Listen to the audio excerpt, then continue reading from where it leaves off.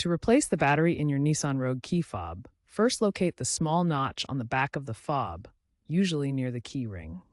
Insert a small flathead screwdriver or a plastic pry tool into this notch. Gently pry the two halves of the fob apart. For newer models 2021 plus, there might be a sliding mechanism. Pull it carefully. Once open, use the screwdriver or tweezers to lift out the old coin cell battery, noting which side is facing up, usually the positive side.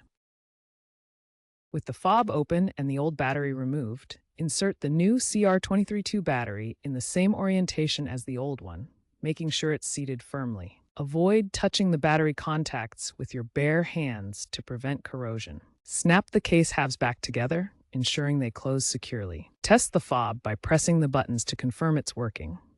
If you have a valet key, make sure it is reinserted properly. If the fob doesn't work after the battery change, consult your Nissan dealer.